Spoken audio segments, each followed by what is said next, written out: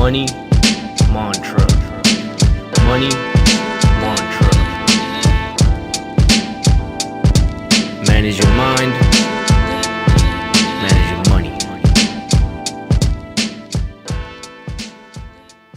All right, my people. This is your host, Caesar Visuals Amudio, and we are here on another episode of the Money Mantra. And today I got a good friend of mine with me. He's a barber, business owner, father, and husband.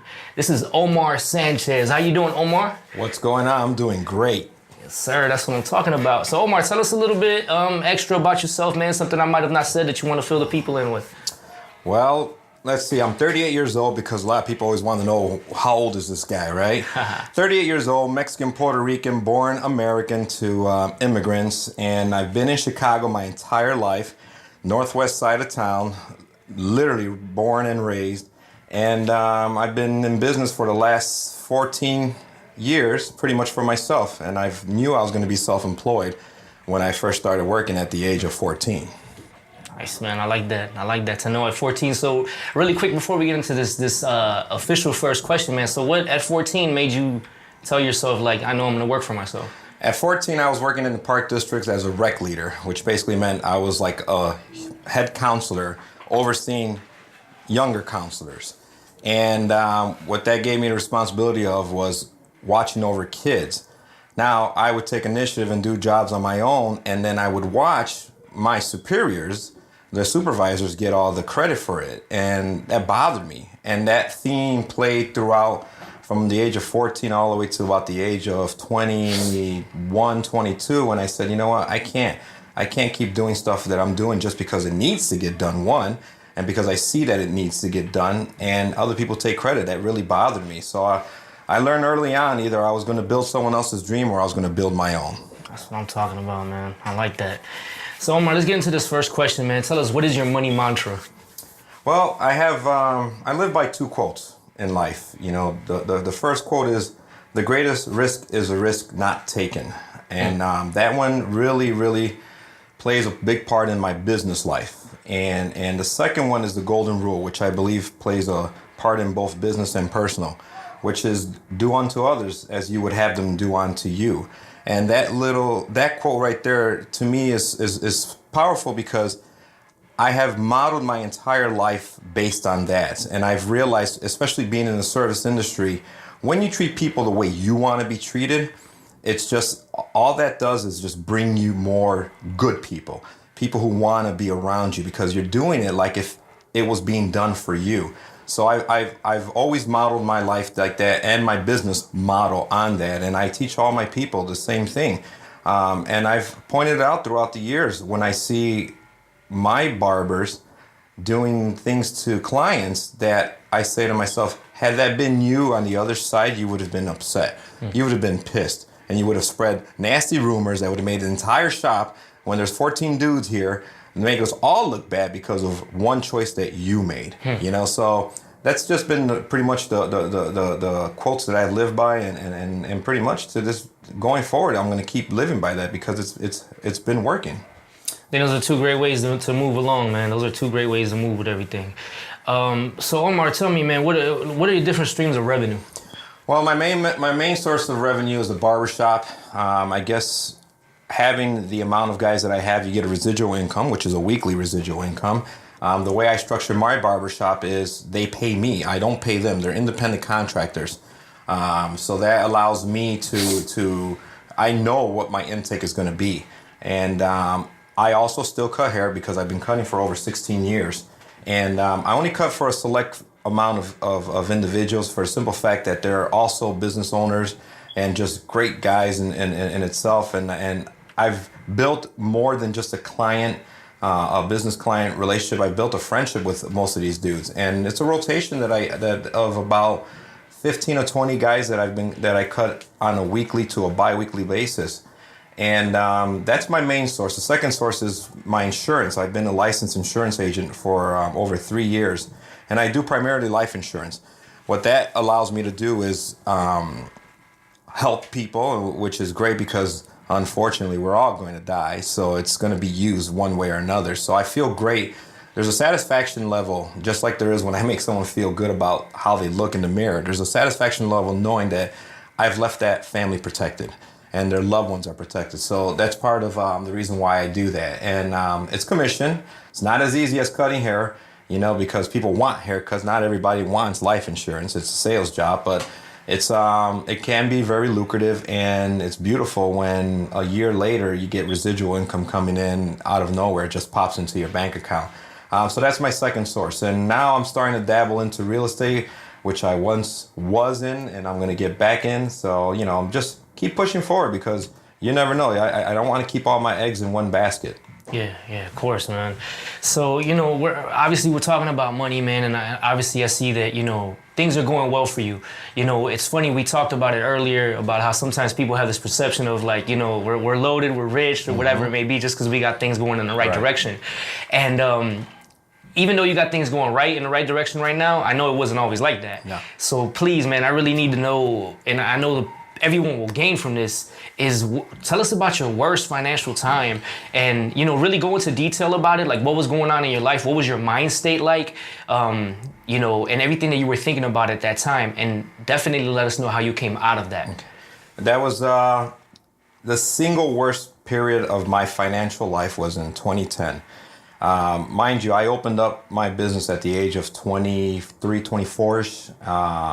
At that point, that was in 2004 is when I did that. And things were going great. I was single. I was living at home with moms, you know, so there was really no bills. I mean, everything I made was mine. I had like only 5 dudes working for me at that time, and it was just great. Things were going easy, and my whole soul and purpose was dedicated to that. Now, you know, I meet someone, we've been together for a long time. I meet the love of my life, right? And in 2010, well, by 2008, I had my business. I had 3 properties, of which 2 of them were basically multi-units, and things were going good. And then the financial market crashed. Now, I was able to hold on to it for another 2 years, but it was past, you know, feasibility financially. And what ended up happening in 2010, I had to do a bankruptcy. And to me at that time, a person who had an average score of 780, you know, my mom taught me just be the model citizen, do your things right, pay your bills on time, build that credit, build the credit. And to me, it was devastating. And here's this happening as my future wife gets pregnant, and you know, we're in a tailspin. I don't know what's going to happen. I don't know where I'm going to get all this money from. I'm losing at the same time. I'm losing tenants. I'm getting foreclosure letters, and my credit's tanking. I was in a dumps, and I finally decided to stop wallowing in that misery, because you get into a point where your mindset, everything that you've worked for, almost feels like it's been washed away. So you lose yourself in that. And what's sad is that one of the things I realize now is that I was living a sad life because I felt that's where I was at. I was sad at the moment. But what I realize now is I was just experiencing sadness, and it was overwhelming for me when I've experienced so much joy prior to that. And I thought that there was no coming back. And it wasn't until I finally just woke up and said, that's it. And let me just start making phone calls. Let me start asking around. Let me see what can happen. And thank God for the barbershop, because that's where I started first, reaching out to people who I knew worked in certain parts of the industries of real estate. And I was able to come out on top of that. I salvaged my home. And, you know, at the end of the day, you know, I took a hit. I took a hit. And I came out on top at the end of the day. I got rid of the properties. But I realized something at that moment, you know, that money isn't everything. Because at the end of the day, it was an attitude that I had a roof over my head still. My health was still there, you know, and I was about to have a baby girl, you know, which has turned my life around too. You know, I started focusing on that instead. Yeah. That's awesome, man. I know what it is to be in those situations. That's definitely, like you said, you were experiencing sadness. You weren't really living a sad life. Correct. You were living a life of joy. That sadness was overwhelming, and it made you feel as if that was it. There was no other solution. So I get that, man. And I'm definitely glad that you were able to bounce back from that, man. That's great. So what did you learn from that experience, and what would you really want people to learn from that? Like someone that's listening to this and they feel like right now, currently, they're in that state where they feel like they have nothing left, they got nothing to look forward to.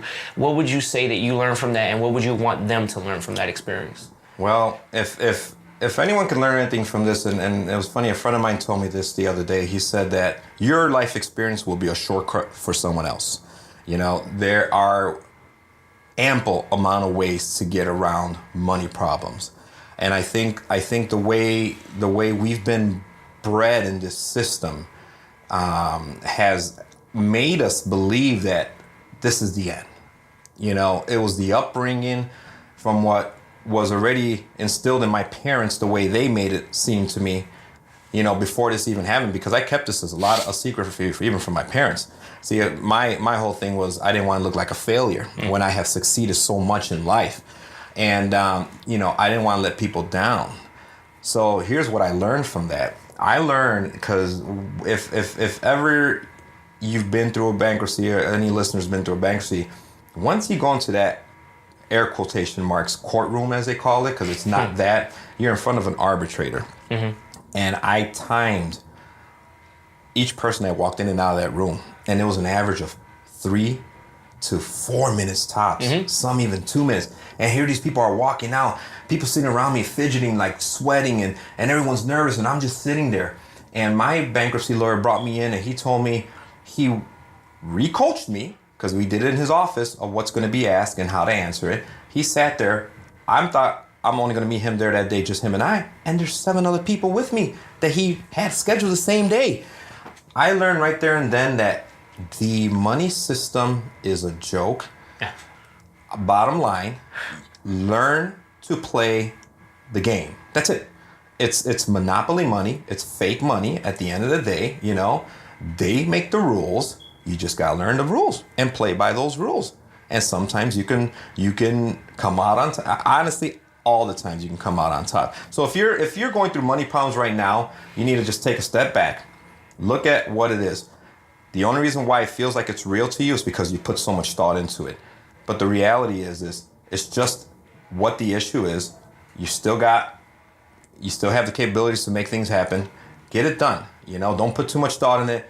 Get it done. Ask questions, look for the right people, and just get it done. Get out of it. Because I'm telling you right now, one thing that I learned from that, I lost faith. Truly faith in what is called the American dream. And I became a little bit cynical when it came to that. I love this country. There's still opportunity, even to right now as we speak, with Donald Trump about to take over. I still see ample amount of opportunities, because I don't allow those things anymore, like they dictate what I can accomplish on my own. Because action nets results. It's at the end of the day. And that time, during that period of time, there was no action in my life because I was miserable. I was wallowing in my own misery. Take action. Just take action, people. Thank you, man. That's a great perspective. Definitely agree with that. So, Omar, tell us about something recently, man. I know that happened in 2010. You said you were going through that. But tell us about something recent that you went through for personal development. Something where you feel, you just had to make a certain change about yourself or about something going on in your life. Tell us what that was or what that is right now currently, and, why you made that change. Well, funny thing happened recently. So we all know life's not peachy. It's a roller coaster ride. And I think the older we get, the more we experience, the easier the ride kind of gets, even though the ride's always going to be hard at certain points in time. I experienced some more personal turmoil, and it came down to my personal relationship. We worked through it, and it took some time to get through it. And I can honestly sit here right now and tell you that, praise God that it's moving in the right direction. Why? Once again, I'm taking action. It just comes down to that, and the reality boils down to this. I went back to church. Mind you, I grew up in church, something that I didn't say earlier. I grew up in church, I'm pretty much, you could call me the prodigal son.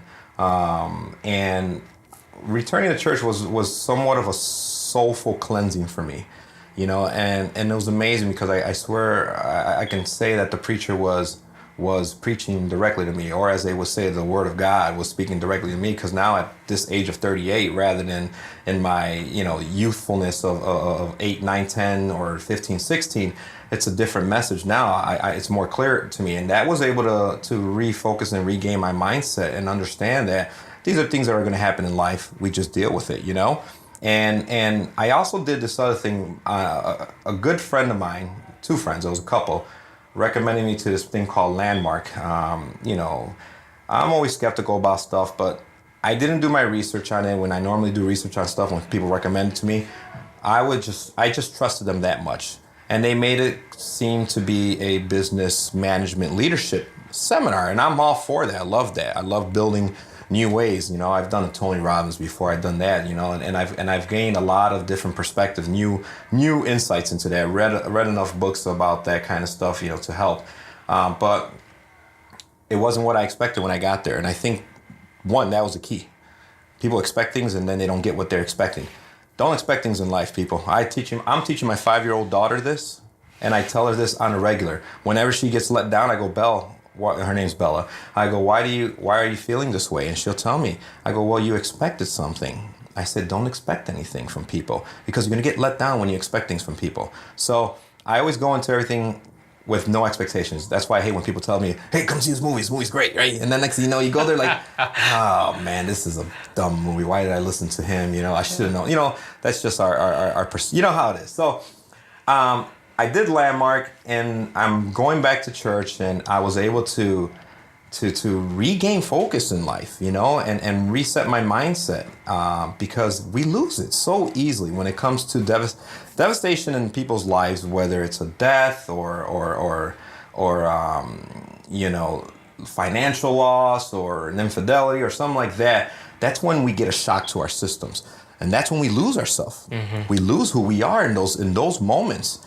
And if we can distinguish what happened from the stories we keep adding and attaching and just constantly putting on them, the reality is what happened is what happened. That's the reality.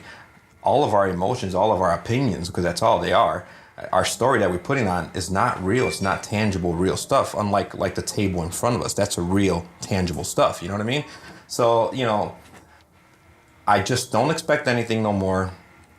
I take action, and I believe the results will always come, no matter what, But that's been the biggest help for me was religion and Landmark, which is funny because some people say that those two they collide, and I didn't see it personally. But that's perspective, right? Everyone's perspective is different. Yeah. Man, that's awesome that you mentioned expectations, because that's something that personally I have really, come to a realization that expectations, once you take them out of the equation with anything, you live a much better life. Yeah. Like seriously. Yeah. And I just really recently realized that, and it's crazy to me. Like it's something you always know, but it had just it's popped out in my face. Like you take out expectations and you take out anxiety, you take out stress, you take out animosity. All those things come out when you take out expectations, man. And you really live a better, fuller life when you take out expectations. It's amazing, man. Yeah. But man, Omar, this is going great, man. Right now what we're gonna do is we're gonna take a quick break. We're gonna hear from the people that support the podcast, and we're gonna bounce back into these last questions. What's good, my people? So I'm not sure if you're aware of this or not, but video has 135% greater organic reach over audio, photos, or other type of media posts. Now, if you're an entrepreneur, a podcaster, an artist, or anyone else trying to get an audio message across, the best way to do this is to combine it with video and photo. And you could do this at wave.video. That's WAVVE.video. Just go to their website. You could get a free account. And if you need any support, contact them. I've personally been able to work with Baird Hall. He's the founder. He's an awesome guy. He helped me set up everything for Money Mantra. So please go to wave.video. That's WAVVE.video. All right. We're back right here with Omar Sanchez on the Money Mantra. So Omar, we get into this first question right here, the final ones, man. Please, what is your biggest challenge when dealing with money? Balance. Finding balance between work and family. Because there's times where the opportunity arises, and if I give too much time to work, I sacrificed my family's time, and that's hurt me. Got you, man. How about personal mindset, man? What gives you a hard time? What personal mindset are you having a hard time with right now? I have a problem with trusting the process. You know, if I don't see results fast enough, you know, I don't want to say I give up, but I pull back because I never give up. You know, so I need to just keep pouring into the process. Got you. How about your biggest strength with money? What's that? I don't spend it. I really don't. My wife gets mad at me too because she's like, "You don't buy nothing." I said, "Well, I mean, we have everything. Why do I gotta buy another pair of jeans? These still look fine to me." I like that. I like that. How about your personal mindset, man? What's your strongest? Attitude of gratitude, man. That's, to me, when you really look and see that everything is there that you truly need in life, and you think, and you're thankful for it. You know, not even if you're spiritually like thank God and all that. No, just naturally, if you're thankful for everything you have and the fact that my fingers move the way they're supposed to, and you know, and the small things, to me, that gets you through the roughest of times, because things can truly be worse in this world, you know, for an individual. Because I've lost people to cancer and that kind of stuff. Yeah. And to me, an attitude of gratitude is everything. Definitely a great one, man. We overlook a lot of simple things that are great to our life. Agree with that. Speaking of great things in our life, Omar, what is the greatest thing you are looking forward to every day in your life? Watching my daughter grow. I just love raising my daughter. 5 years old, she is like the apple of my eye and all that stuff. She's amazing. She is a life changer for me. Yeah. Yeah. Yeah, being a parent is pretty amazing. It is. Most it definitely. Is. You know why it's all worth it at the end of the day, right? Yeah. Yeah, definitely, man. Omar, do you have a daily routine or a habit that keeps you focused on your goals? Prayer. I pray. Okay. I pray day and night, and I pray with my daughter, and I get her into that habit too. Prayer for me is meditation, because that allows me to be grateful, and I thank God for everything that I do have, and it keeps me balanced because I'm a modest dude, even though I have quote unquote stuff, right? But to me, I just want to stay grounded. Awesome, man. Do you have an app, software, service, or any other type of resource that helps you with your money mantra? Funny, Google Calendar is a godsend. Yeah. That helps. So that keeps my schedule intact. And as far as business, I mean, there's apps all galore. Everything's off your phone now with even life insurance, so those apps are there. But that's through the carrier. But as far as a barbershop, believe it or not, there's a thing called Get Rosy. So if you own a barbershop, I know there's other ones called Booski and stuff like that. No knock at them, but Get Rosy's is one of the best software programs out there, and it allows me to keep an eye on all my barbers, and they're able to keep tabs on their own schedules too. Awesome, man. Like that. Get Rosie's. All right. Do you have a book or a film that you would recommend? And please tell us why. I mean, something that's, you know, you either really enjoyed, has motivated you, anything. There's a book that, I got two books. Business one was World's Greatest Salesman. Okay. And who's that by? That's by, oh Lord, I forgot who that's by. It's not here, but maybe I'll give it to you later, and you can I've definitely heard of that book. That's why I was wondering. But it's an amazing tale, and you know, it's captivating. Short read, but you just see their drive, their goal, you know, and once you see it, that's in everyone. You'd be surprised what you can accomplish, and it doesn't have to do with sales. It just has to do with life in general. And then the other one are the 5 secret languages of love. Okay. And that one is by Gary Chapman, I believe. Gary Chapman, the 5 love languages. That one helped. That one helped a lot in my personal relationship, and not just with my wife, but with people. When you read those 2 books, you'll be able to better interact with people, you know. And I've recommended the 5 love languages to a lot of people, so that one helps a lot, you know. Awesome, man. So, Omar, this question right here, man, I really dig it. It's one of my favorites because it's something that I feel, at least I know I've thought about it since I was a kid. What would you do, or maybe what have you done with your first $1 million? Well, I can honestly say I haven't reached there yet because even though I say I don't spend it, I don't know how it goes out of my pocket. I got so many other things going. But with my first $1 million, and before I even reach it, I'm already working towards it. I'm looking on giving it back.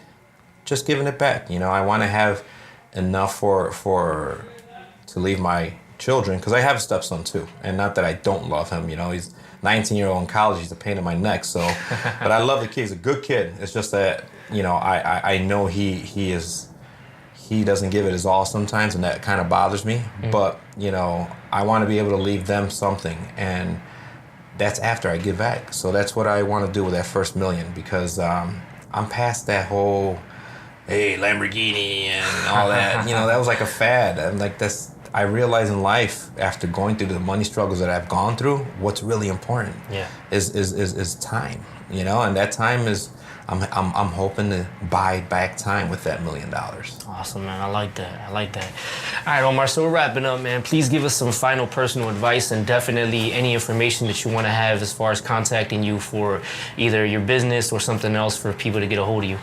Well, it's been awesome, Caesar. I appreciate this. It's definitely not what I expected, but I love it, man. And if I give any advice to my listeners, your listeners out there, I'm like, just take action in life. It's when something's not in motion, it's not doing anything. It's just sitting there. You got to be constant motion. I know we've had enough conversations about how much you're in constant motion. And, take action and an attitude of gratitude at the end of the day. You'll be surprised how easier life is when you appreciate the little things in life. And if anybody wishes to call me, I can be reached at Final Cuts at 6054 West Fullerton in Chicago. I'm pretty much there every day. I have my office downstairs in the back cave, as I call it. And my phone number is 773-385-6202. Leave a message, because they're already trained to tell everyone I'm not here. You know how that goes. But if you leave a message to call you back, I promise I will call you back. Right. Fair enough? Sounds good, Omar. Well, man, thank you. And as always, man, to you, to everybody listening, peace, blessings, hundreds of lessons. This is your host, Caesar Visuals Amudio, and this is the Money Mantra.